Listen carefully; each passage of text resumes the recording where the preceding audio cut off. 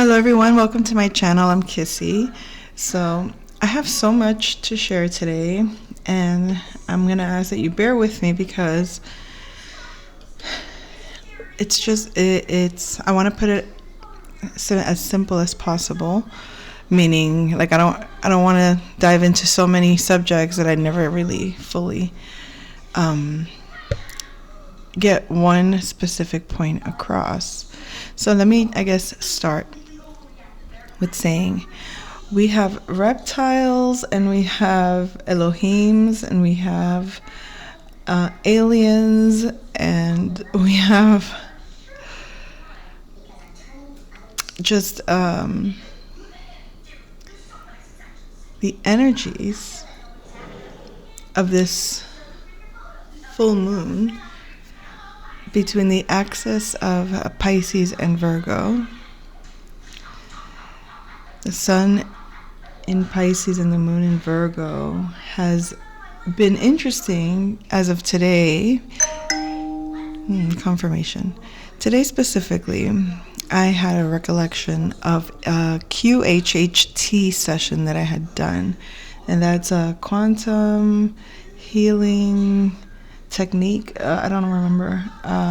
It's a Dolores Cannon technique. It's like a hypnotherapy session that addresses past life regression in a certain way. And so I had done one, and one of my main concerns okay, I guess I'll say it. One of my main concerns was, why did I have a certain obsession about bathroom issues, just in general, when it came to my personal relationships or romantic relationships.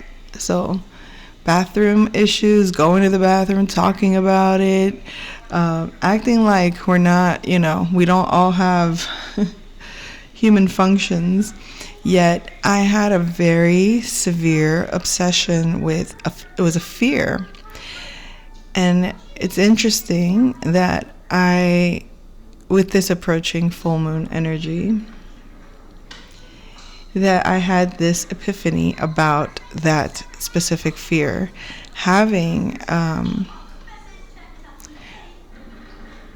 Pluto in the 12th house and my sun opposing it in the 6th, in the axis of Pisces and Virgo, my sun being in the 6th house, Pluto being in my 12th, has been for me that is what so firstly, I'll say that my issue was not addressed in the session. That specific issue wasn't quite addressed the way I had anticipated. In other words, I thought it was going to specifically say, oh, that fear is just from this one thing or whatever. What had come through was the archetype of Mars, of Aries, because I have my sun, Mars, Aries, in the 6th house. So I had a past life recollection of being a gladiator and this is before I was truly into astrology and psychology in the way that I would have even understood the archetypes. This was before I had a strong hold on archetypes. And so I couldn't have made it up. This was coming up from my subconscious, and it was a wonderful session. However, it was around that same time or shortly thereafter. So it's like once that question popped into my subconscious, it's like Pluto said, oh wait, that's just I guess you could say that was just the moment, the onset of this obsession. And you would think there is no correlation whatsoever between these two things. And I beg to differ. Okay, let me stop with my evil laugh. Okay, so the reason there is a correlation, I'll explain. Pluto in the 12th was showing me that something had to be killed off. And in the storyline, it was eventually that lifetime led me to, it was war until death. That was just the occupation, to war until death. And a lot of times it was war for survival. It was war out of obligation, out of the duty of the archetype at the time.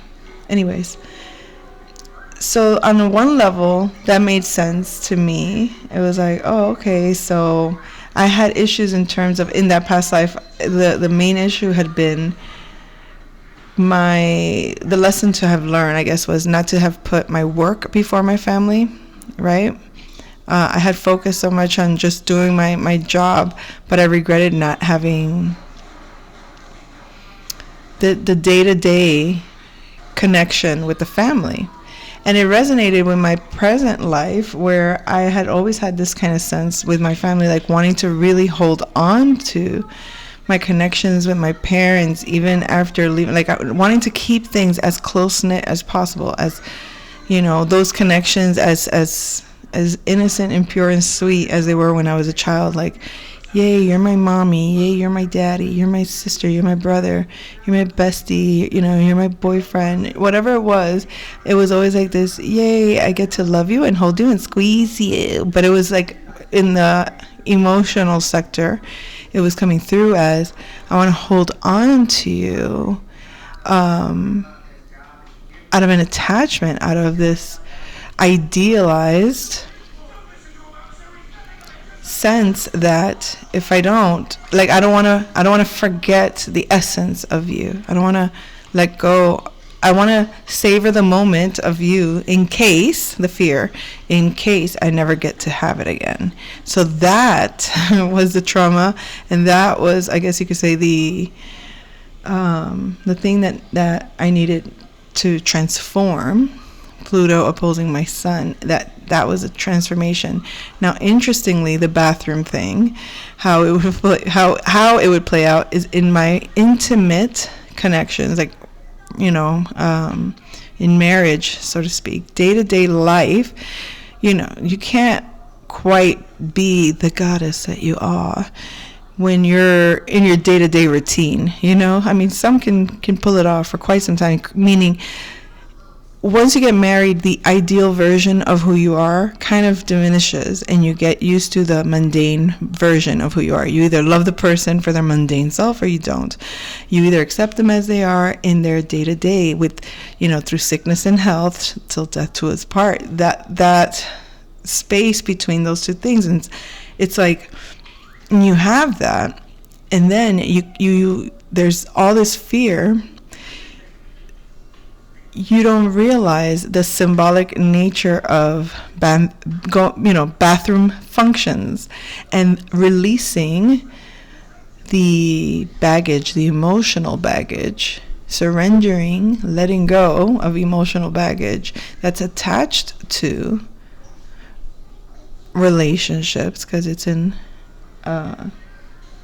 Libra, Pluto in Libra in the 12th house. So that in itself, and with the way that the energies are now, it's like understanding that the functionality of your body functions are symbolic of how you hold on. Like, it's what makes you ill or healthy. How well are you able to release those emotions? How well are you able to circulate your system? How well are you able to move your body and keep it mentally,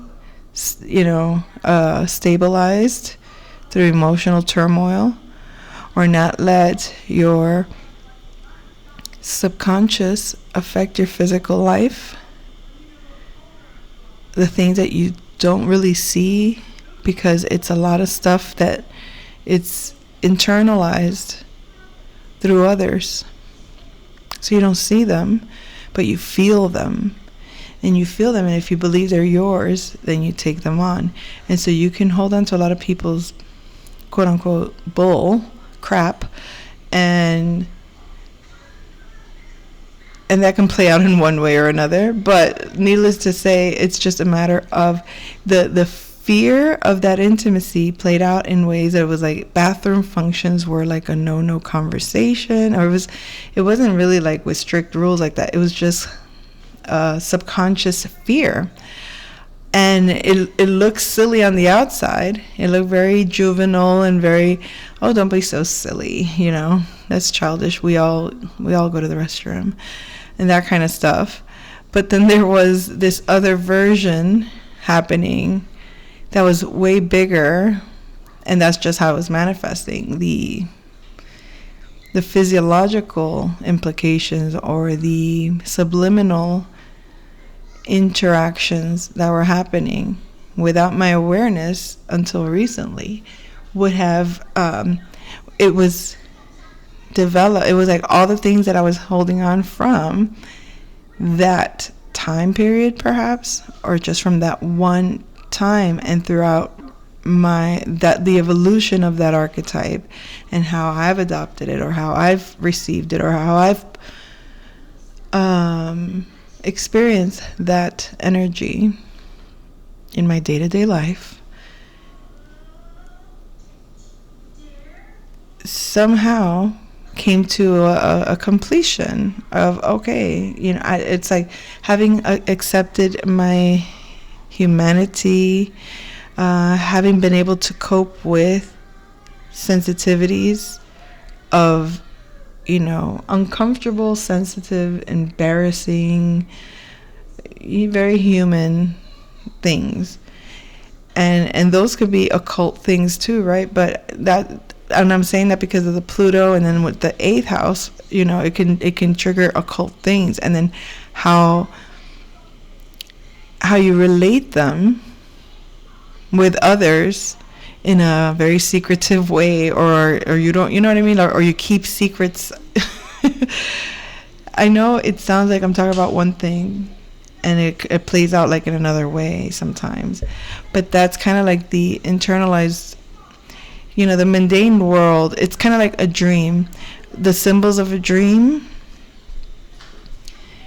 and then their physical component or what defines it physically can differentiate depending on who's observing it and how it's being perceived. So it's like how you create it, how you express it. You know, every house has its ways of formulating a idea or a, what do you call that?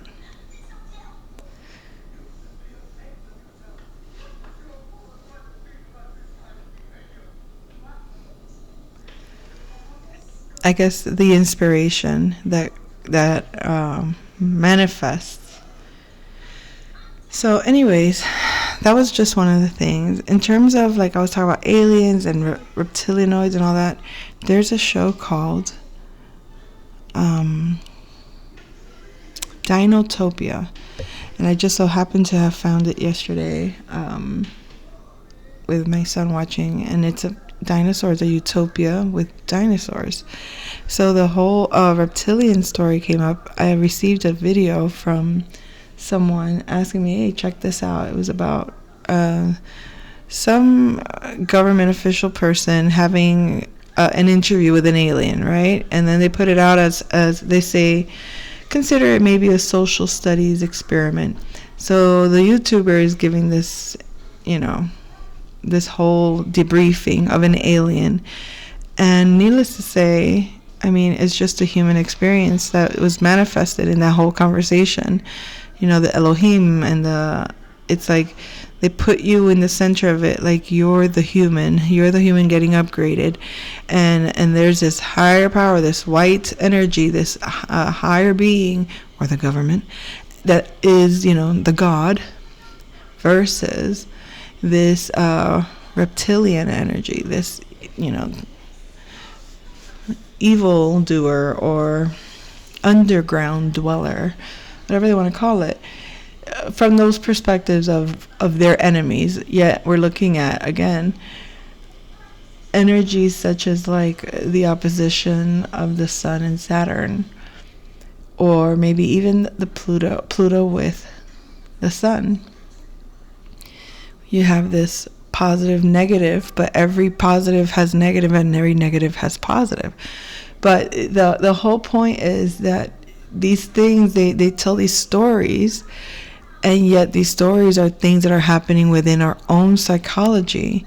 These are just the archetypes as they play out, and as a collective, whichever vessel the story can come through a different vessel, and however they see it is going to be, whatever their propensities of energies is going to come out in that way. So somebody with a lot of air is going to probably have, beings from the air if they were talking aliens. And if they were talking in terms, of gods, they're going to have a sky god or some kind of, you know what I mean? Versus someone that's a fire, theirs is going to be some kind of warrior god, or their alien is going to be some kind of, angelic kind of being, protector or something. Alrighty. Thank you, darling. Very nice. Well done. So anyway, and those are these are all the aspects that play out. And as a collective, when everyone terms something, and then you kind of, it's not what the label is. The labels are there to help us group things, but when we experience it, we can see, wait, it kind of groups here, but no, it's more of this. And that's you separating what it is of you, like how much of this DNA is in you, how much of that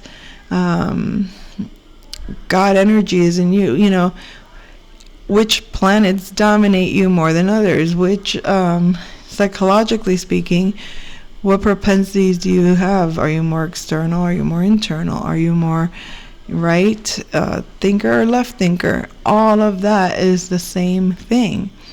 And it's all a individual experience. And then the stories that are told, more and more people tell stories, and they kind of like work with each other in terms of creating, like the alien stories comes from so many different cultures. Like you have let's say before you had to go through books to find this information, then eventually you learn through individual interactions. Everybody has their own kind of version of it, and then the internet comes through, and you realize, wow, I can access this culture, I can access that culture, I can see how they look at it, I can see how they look, and you start realizing, wow, more and more people either think like you, or more and more people don't think like you, or you could fall into different categories of different people about different things, and yet realize where you kind of stand. So the whole purpose of the whole purpose of even considering the one all is one concept is for that same reason, so that there could be a denominator, one thing that we can all say, okay, this is what truth is, or meaning from this perception, this is what truth is to me. Everybody has that space. Everybody knows where truth is with them, like where you don't lie to yourself and you're not lying to anyone. You just know this is where things are right here and now for me. Boom. And when everybody taps into that space and then you connect, everyone will have their own experience of what that space is. And depending on where everybody speaks from, you can, and then you start and putting together all the different pieces of the puzzles that we're given through society, the collective, how far we reach, how wide we roam the world and see what's out there, sort of thing. How much information is out there, and based on all that information, where does this information fit? Where does it go? And you start to see where everyone is kind of here or there or everywhere. And that's all, folks. I'll come back soon. There was a lot more, but I don't know. I got tired. Bye.